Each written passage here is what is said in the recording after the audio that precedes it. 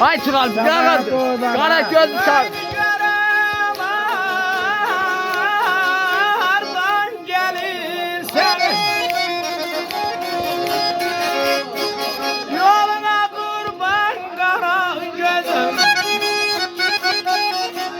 Ay kara göz, ay kara göz, ay kara Sence? göz, ay kara göz.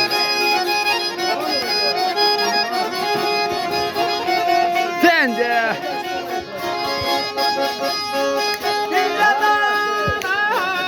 Dinlemez böyle şirin şirin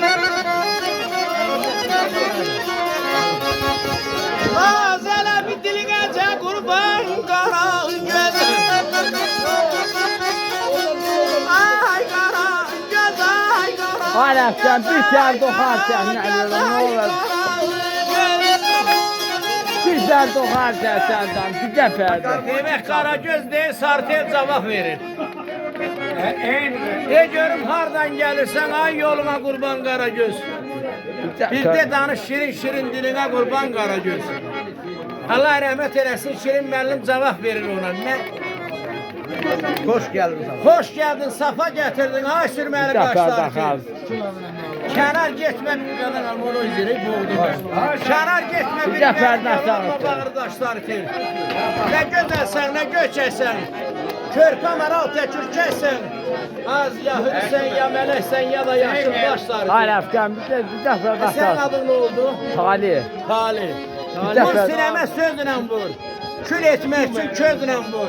Bir deferde Şirinli de hem de bu talihi de kaş gözle vur. Bir dəfə daha sahte çok senden. Saklama Ne taş olar? sardı.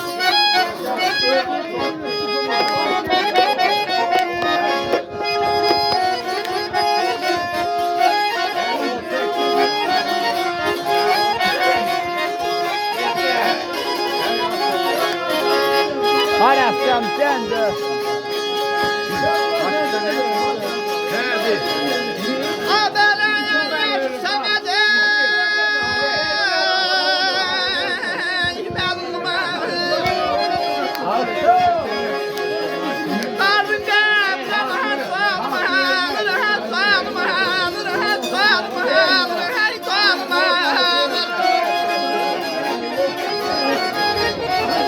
Hala sen bir deferde sahte ne olur?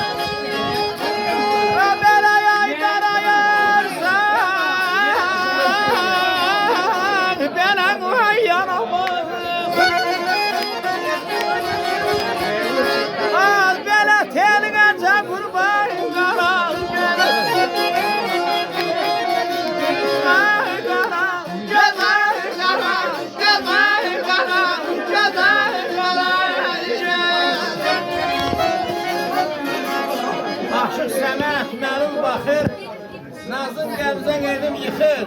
Çox yox ha, bekaraca darayırsan yana çıxır. Delinə qurban Qaragöz, aşklarını bezdirəndə deyir öyümüzü yıxan Qaragöz.